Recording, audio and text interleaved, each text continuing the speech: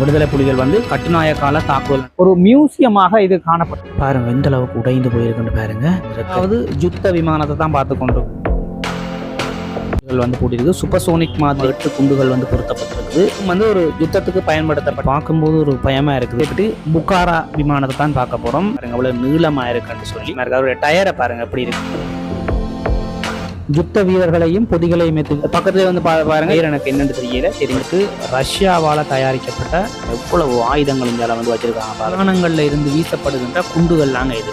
விமானங்களை தாக்கி அழிக்கின்ற போடப்படுகின்ற குண்டுகள் வகையான துப்பாக்கிகள்லாம் இப்ப நீங்க இதுல ஒவ்வொரு வகையில இருக்குது. ஒவ்வொரு வகையான குண்டுகள் இருக்கு. சொந்தங்களுக்கு அன்பான வணக்கம். நான் உங்கள் சுகீர்தன். இன்றைய தினம் நான் நிற்கிற இடம் வந்து பார்த்தீங்கன்னு சொன்னா ரத்மலான விமான நிலையத்துல தான் நிற்கிறோம். என்னென்னு பார்த்தீங்கன்னு சொன்னா இங்க பல வகையான விமானங்கள், அதாவது போர் விமானங்கள் வந்து பார்த்தீங்கன்னு சொன்னால் அதே மாதிரி பயணிகள் விமானம், போர் விமானம்னு சொல்லி நிறைய விமானங்கள் 50க்கும் மேற்பட்ட விமானங்கள் வந்து இங்கே வந்து இருக்குதுங்க. ஒவ்வொரு விமானங்களையும் பார்க்க போகிறோம். அது எத்தனையாம் ஆண்டு தயாரிக்கப்பட்டது இந்த மாதிரியான விவரங்களோட பார்த்தீங்கன்னு சொன்னால் இங்கே வந்து வைக்கப்பட்டிருக்குது. ஒரு மியூசியமாக இது காணப்படுது. அதாவது ரத்மலான விமான நிலையம்னு சொல்லி கேட்டு நீங்கள் கொழும்புக்கு வந்தீங்கன்னு சொன்னால் பார்க்கக்கூடிய மாதிரி இருக்கும். நிறைய விமானங்கள் பார்த்தீங்கன்னா உங்களுக்கு தெரியும் எவ்வளோ விமானங்கள் பின்னிக்கு இருக்குன்னு பாருங்க. தொடர்ச்சியாக நாங்கள் இதைத்தான் பார்க்க போகிறோம். காணொலியை முழுமையாக பார்க்குறதுக்கு முன்னுக்கு இப்போ தான் என்னுடைய யூடியூப் தளத்தை முதல் முறையாக பார்க்குறீங்கன்னா மறக்காமல் வந்து சப்ஸ்கிரைப் செய்துட்டு காணொலியை முழுமையாக வந்து பாருங்கள். இப்போ வாங்க காணொலிக்குள்ளே போகலாம். இப்போ வந்து பார்த்தீங்கன்னு சொன்னால் நாங்கள் வந்து ஏர்போர்ட்டுக்குள்ளே போய் கொண்டிருக்கிறோம்.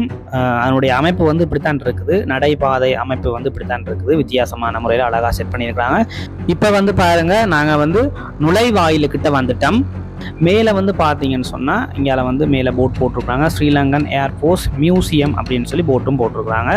அப்படியே நாங்கள் உள்ளே நுழைந்தோம்னு சொன்னால் மிக பிரமாண்டமான முறையில் இங்கே வந்து ஒரு விமானம் ஒன்று நிற்கிது பாருங்கள்.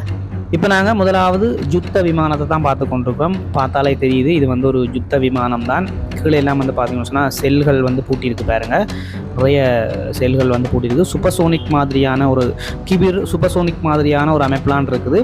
நாங்கள் வந்து எங்களோட ஊரில் வந்து குண்டு போட வரும்போது மேலே இருந்தால் பார்த்துருப்போம். ஆனால் தான் நான் கிட்ட இருந்து பார்க்குறேன். இப்படியான அமைப்பில் தான் அது இருந்துருக்குது பாருங்கள்.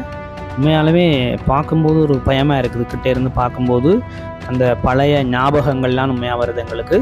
இது முதலாவது யுத்த விமானம். அடுத்தது வந்து பார்த்தீங்கன்னு சொன்னால் நாங்கள் பார்க்க போகிறது வந்து ஹெலிகாப்டர். இதுவும் வந்து ஒரு யுத்தத்துக்கு பயன்படுத்தப்பட்ட ஒரு ஹெலிகாப்டராக தான் இருக்குது. வித்தியாசமான முறையில் அதனுடைய வால் பகுதி பாருங்கள் அவ்வளோ நீளமாக இருக்குன்னு சொல்லி. இந்த ஹெலிகாப்டர் வந்து யுத்தத்துக்கு பயன்படுத்தப்பட்ட ஒரு ஹெலிகாப்டராகத்தான் காணப்படுகிறது. பார்த்தீங்கன்னா தெரியும் SHT 550ன்னு சொல்லி அதனுடைய அந்த இதில் வந்து அதில் எழுத்தில் அடிச்சிருக்குது பாருங்கள். இங்கே வந்து பார்த்தீங்கன்னு சொன்னால் இதான் ரைவர் சீட். வித்தியாசமான முறையில் அதனுடைய அமைப்புகள் வந்து இருக்குது. அதே மாதிரி பின்னுக்கு வந்து பார்த்தீங்கன்னு சொன்னால் ஒரு 3 பேர் இருக்கக்கூடிய மாதிரியான ஒரு அமைப்பெலாம் இருக்குது. மிக பிரமாண்டமாக தான் இருக்குது. இப்போ நாங்கள் 2 விமானங்களை வந்து பார்த்துருக்கிறோம். அடுத்தது நாங்கள் வந்து பார்க்க போகிறது 3வது விமானத்தை வந்து உள்ளுக்கு போய் பார்க்க போகிறோம்.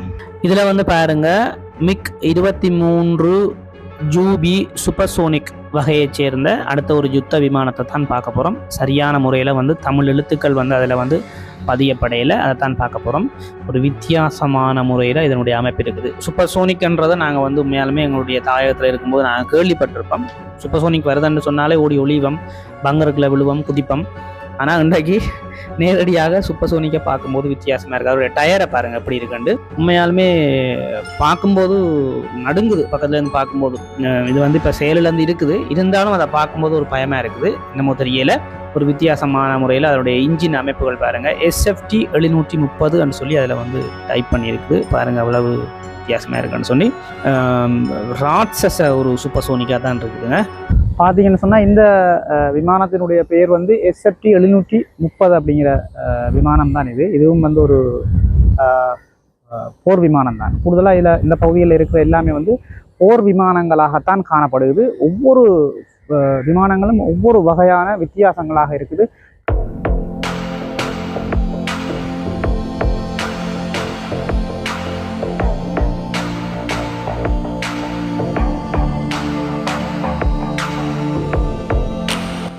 அடுத்த விமானம் வந்து பார்த்தீங்கன்னு சொன்னால் IA-58 புகாரா விமானத்தை தான் பார்க்க போகிறோம். உண்மையாலுமே வந்து பார்த்தீங்கன்னு சொன்னால் இந்த புகாரா விமானம்ன்றதை நாங்கள் வந்து நிறைய பேர் வந்து கேள்விப்பட்டிருப்போம். அப்படி ஒரு பயங்கரமான ஒரு யுத்த விமானம் தான் இந்த புக்காரா. இது வந்து பார்த்தீங்கன்னு சொன்னால் தயாரிக்கப்பட்ட ஆண்டு வந்து 1966. 1974 ஆண்டு தான் இது வந்து வானில் வந்து பறக்க விடப்பட்டிருக்குது. இதில் வந்து எழுதியிருக்கு பாருங்க. இலங்கையில் வந்து 1992 வந்து இலங்கை வான்படை வந்து புக்காரா விமானங்களை வந்து இறக்குமதி செய்திருக்குது. 1992 ஆண்டு இலங்கை வான்படை வந்து இந்த புக்காரா விமானங்களை வந்து இறக்குமதி செய்திருக்குது. அதே நேரத்தில் 1997 ஆண்டு இந்த விமானம் வந்து சேவையிலிருந்து நீக்கப்பட்டிருக்குது. பாருங்கள், அதோட குண்டுகளை பாருங்கள், இவ்வளோ பெரிய குண்டுகள் என்று பாருங்க. இங்கால ஒரு நாளும் அங்கால ஒரு நாள் மொத்தமாக 8 குண்டுகள் வந்து பொருத்தப்பட்டிருக்குது. பார்க்கும்போதே பயங்கரமாக இருக்குங்க. உண்மையாலுமே இதுகளை வச்சு தான் வடகிழக்கில் பல இடங்களில் வந்து குண்டு தாக்குதல்கள் வந்து செய்ததை நாங்கள் வந்து பார்த்துக்கலாம். இது வந்தாலே எங்களுக்கு அவ்வளோ ஒரு பயமாக இருக்கும். புக்காரா அப்படின்னு சொல்லி பேரை கேட்டாலே எங்களுக்கு ஒரு பயங்கரமாக இருக்கும். அப்படியான ஒரு விமானத்தை தான் இப்போ நீங்கள் பார்த்தீங்க. ஓகே, அப்படியே நாங்கள் இப்படியே நடந்து அப்படியே போவோம். அடுத்த தொங்கலில் வந்து நிறைய விமானங்கள், அதாவது 100க்கும் மேற்பட்ட விமானங்கள், யுத்த விமானங்கள், பயணிகள் விமானங்கள், மற்றது வந்து அந்த யுத்தத்துக்கு பயன்படுத்தப்பட்ட அந்த ஆயுதங்கள், மற்றது வந்து விமானத்தினுடைய பாகங்கள், ஒவ்வொரு வகையான குண்டுகள், இப்படி நிறைய துப்பாக்கிகள், வித்தியாசமான துப்பாக்கிகள், இப்படி நிறைய விஷயங்கள் உள்ளுக்குள்ளே இருக்குது. நாங்கள் ஒவ்வொன்றாக பார்ப்போம். அடுத்தது வந்து இங்கால பாருங்கள், ஒரு மிகப்பெரிய ஒரு விமானம் ஒன்று இருக்குது. இது வந்து பார்த்தீங்கன்னு சொன்னால் யுத்த வீரர்கள், அதிகளவான யுத்த வீரர்களையும் மற்றது பொதிகளையும் ஏற்றுகின்ற ஒரு விமானமாகத்தான் இந்த விமானம் வந்து காணப்படுகிறது. பார்த்தீங்கன்னா தெரியும், என்னுடைய வரலாறு இதில் இருக்குது பாருங்கள். இந்த விமானத்தை பொறுத்த வரைக்கும் பார்த்தீங்கன்னு சொன்னால் 1958 வந்து இந்த விமானம் வந்து அறிமுகமாகி 1960 வந்து HS 748 என்ற பெயரோட வந்து பரீட்சிக்கப்பட்டிருக்குது. இலங்கை வான்படை வந்து இந்த விமானத்தை வந்து 1979 வந்து இறக்குமதி செய்து நிறைய யுத்த வீரர்களையும் பொதிகளையும் வந்து இந்த விமானத்தின் மூலமாகத்தான் கொண்டு போயிருக்கிறாங்க. நிறைய யுத்த காலங்களுக்கு கொண்டு போயிருக்கிறாங்க. 2003 வந்து இந்த விமானம் வந்து சேவையிலிருந்து நீக்கப்பட்டிருக்குது. அதனுடைய வரலாறு வந்து இதில் பதியப்பட்டிருக்குது. பார்த்தீங்கன்னா தெரியும், எவ்வளவு பெரிய ஒரு விமானம் வந்து பாருங்க. யுத்த வீரர்களையும் பொதிகளையும் ஏற்றுகின்ற ஒரு விமானமாக இது காணப்படுகிறது. அடுத்தது வந்து பாருங்க, இதில் வந்து ஒரு சிகப்பு கலரும் ஒரு வெள்ளை கலரும் கலந்த மாதிரியான ஒரு பயணிகள் விமானம் மாதிரி தான் இருக்குது. பயணிகள் விமானமா அல்லது யுத்த வீரர்களை ஏற்றுகின்ற விமானமான்னு எனக்கு தெரியல, தெரிஞ்சாக்கள் வந்து சொல்லுங்க. அடுத்தது இங்கே வந்து பாருங்க, இதில் வந்து ஒரு ஹெலிகாப்டர் ஒன்று இருக்குது. இதனுடைய பெயர் வந்து ரொபின் ஹெலிகாப்டராம். அதனுடைய வரலாறு வந்து இதில் இருக்குது பாருங்க. 1975 ஆண்டு ஜனவரி 24 தான் இது முதல் முறையாக வந்து வானில் பறந்திருக்குது. 1979 ஆண்டு இலங்கை வான்படை 2 ரொபின் ஹெலிகாப்டர்களை பெற்றுக்கொண்டது. இவை அரச உத்தியோகஸ்தர்களின் போக்குவரத்திற்காக பாவிக்கப்பட்டிருக்குது. 1989 இவை வந்து சேவையிலிருந்து நீக்கப்பட்டிருக்குது அப்படின்னு சொல்லி இந்த ஹெலிகாப்டருடைய வரலாறு வந்து இதில் போடப்பட்டிருக்குது. அடுத்தது நாங்கள் அப்படியே பார்த்தோம்னு சொன்னால் இங்கால வந்து யுத்தத்தில் பயன்படுத்தப்பட்ட கனரக வாகனங்கள்லாம் இந்த பகுதிகளில் வந்து நிற்கிது. பார்த்தீங்கன்னா தெரியும், இதெல்லாம் நாங்கள் யுத்த காலங்களில் வந்து இராணுவம் வந்து ஓடி வரும்போது பார்த்துருப்போம். அந்த வாகனங்கள்லாம் இதில் நிற்கிது. வித்தியாசமான முறையில் இந்த வாகனம் இருக்குது. டயரெல்லாம் பாருங்கள் இவ்வளோ பெருசாக இருக்குன்னு சொல்லி.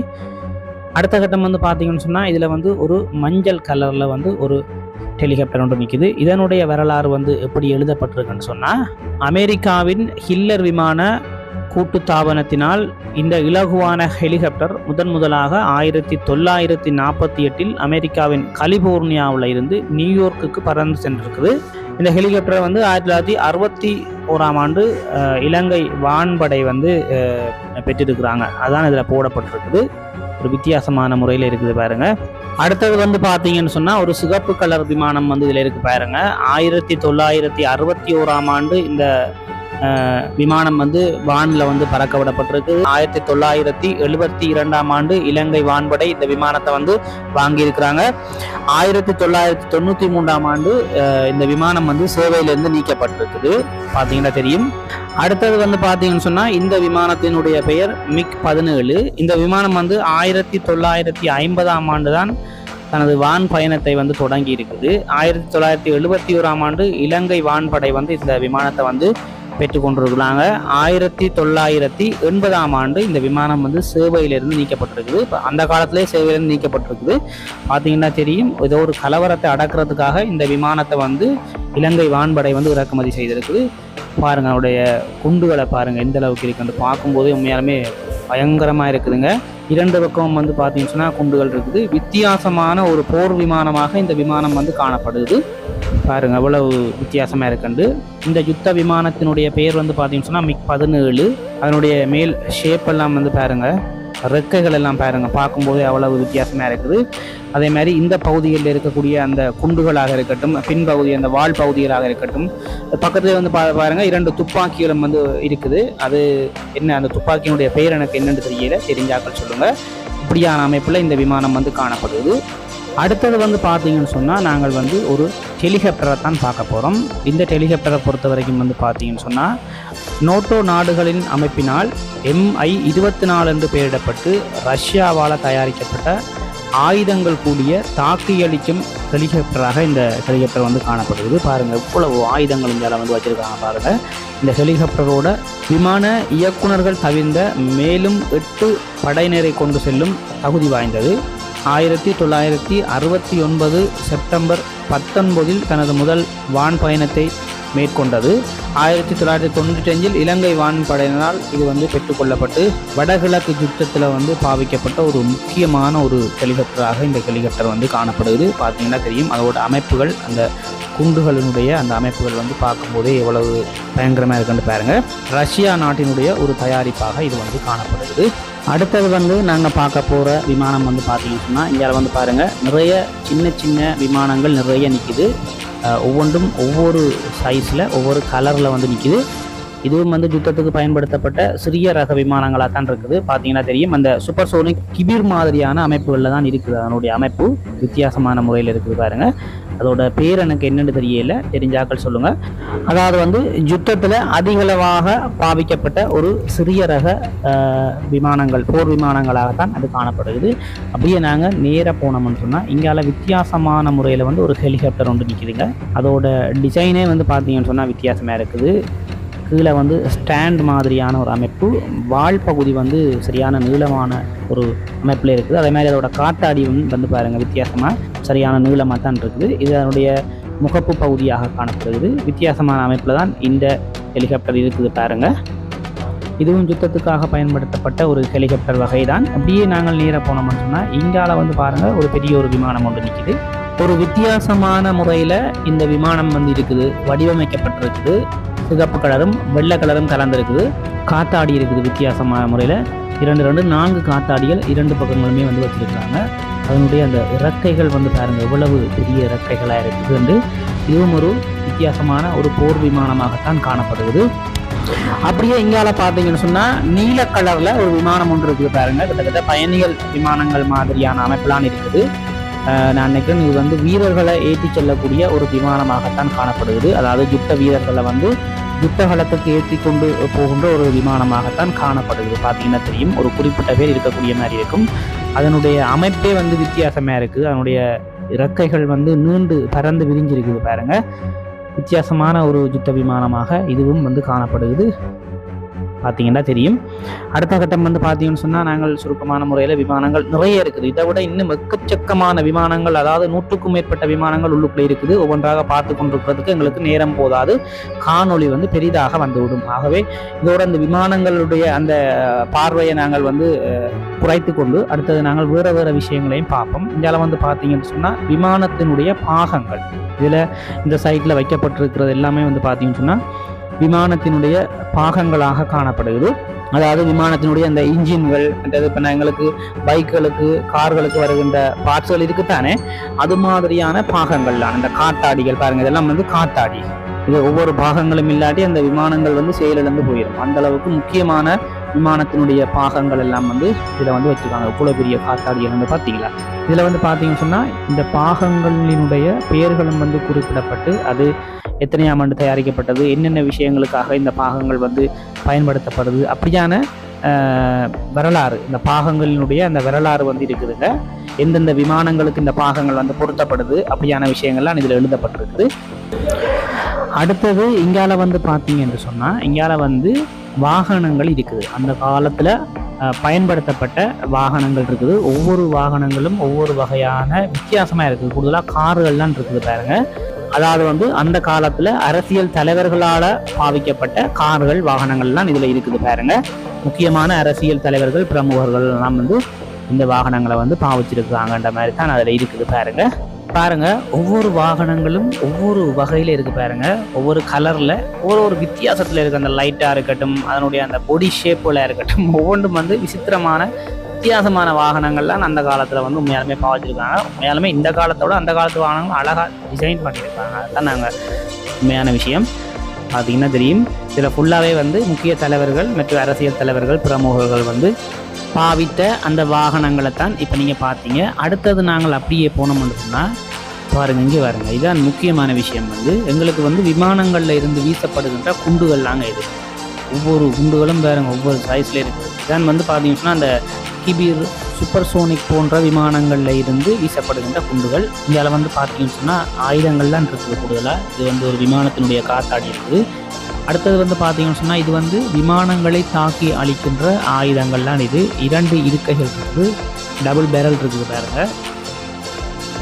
இதான் வந்து விமானங்களை தாக்கி அழிக்கக்கூடிய ஒரு ஆயுதமாக காணப்படுது. அடுத்தது பார்த்தீங்கன்னு சொன்னால் இதெல்லாம் வந்து விமானத்தில் இருந்து போடப்படுகின்ற குண்டுகள். ஒவ்வொரு குண்டுகளும் ஒவ்வொரு சைஸில் இருக்குது பாருங்க.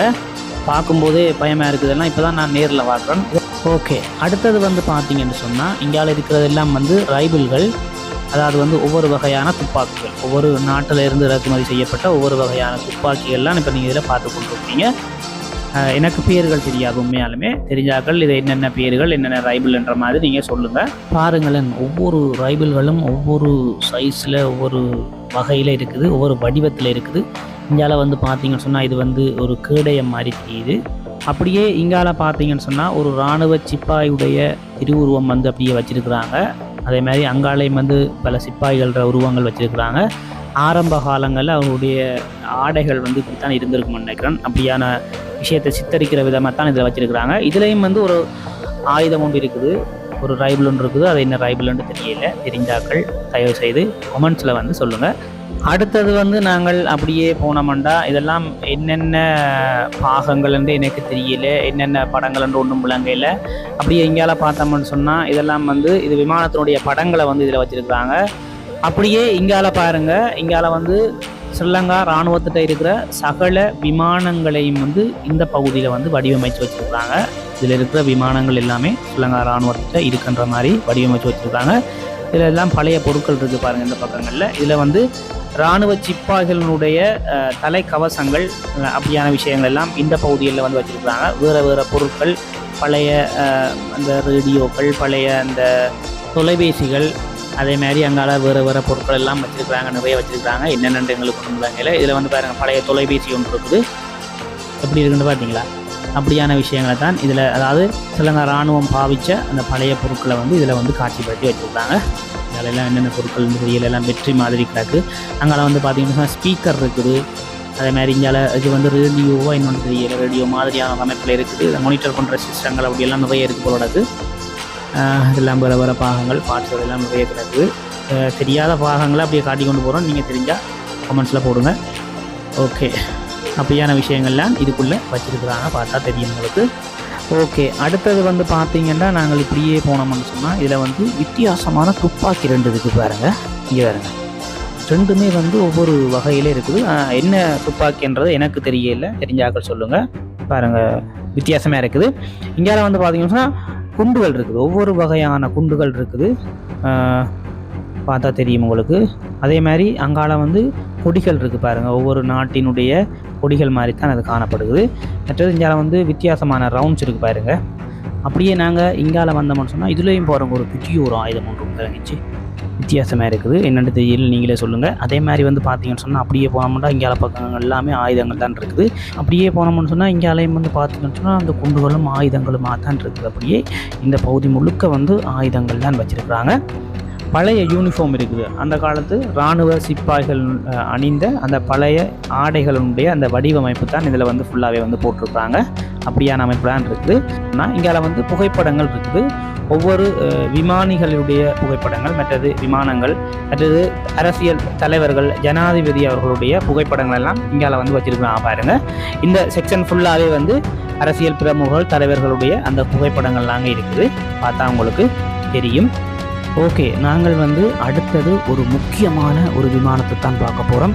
அதாவது வந்து பார்த்தீங்கன்னு சொன்னால் தமிழில் விடுதலை புலிகள் வந்து கட்டுநாயக்கால தாக்குதல் நடத்திய அந்த விமானத்தை தான் பார்க்க போகிறோம். பார்த்தீங்கன்னா தெரியும். இதால் தான் நாங்கள் அங்கே போக போகிறோம். வாங்க, இதோட நாங்கள் இந்த காணொலியை வந்து அப்படியே முடிச்சு கொள்ள போகிறோம். பார்த்தீங்கன்னா தெரியும், இதுதான் அந்த விமானம். விடுதலை புலிகள் வந்து கட்டுநாயக்கால தாக்குதல் நடத்திய அந்த விமானம் வந்து இதில் வச்சுருக்காங்க பாருங்கள். எப்படி நடுவால் அப்படியே உடைஞ்சு போயிருக்குன்னு பாருங்கள். 2 ரெக்கைகளும் வந்து அப்படியே உடைஞ்சு போயிருக்குது. நடுவில் வந்து பாருங்கள், உள்ளுக்கு அப்படியே இந்த இன்ஜின் எல்லாம் அப்படியே உருக்குலைந்து போயிருக்குது பாருங்கள். விமானம் உண்மையாலுமே பார்க்கும்போது அப்படி இருக்குதுங்க, ஒரு மாதிரியான ஒரு ஃபீலாக தான் இருக்குது. அப்படியே உடைஞ்சு போய் இதையும் வந்து இங்கே வந்து காட்சிப்படுத்தி வச்சுருக்காங்க பாருங்கள். எந்த அளவுக்கு உடைந்து போயிருக்குன்னு பாருங்கள். ரெக்கைகள் எல்லாம் அப்படியே சிதைஞ்சு போயிருக்குது. பார்க்கும்போதே ஒரு கவலையாக இருக்குது. இந்த விமானத்தோட நாங்கள் இதோட இந்த காணொலியை முடிச்சு கொள்ள போகிறோம். முக்கியமாக வந்து நிறைய விஷயங்களை தாயகத்தில் இருந்து ஓடி ஆடி நாங்கள் போட்டுக்கொண்டிருக்கிறோம். எங்களுடைய காணொலியை பார்த்து எங்களுக்கு வந்து ஒரு சப்போர்ட் உண்டு தாங்க. வேற ஒன்றவர்களே மறக்காமல் எங்களுடைய யூடியூப் சேனலை சப்ஸ்கிரைப் செய்து வச்சுக்கொள்ளுங்கள். மற்றும் ஒரு பதிவில் நான் உங்களை சந்திக்கிறேன். நன்றி, வணக்கம்.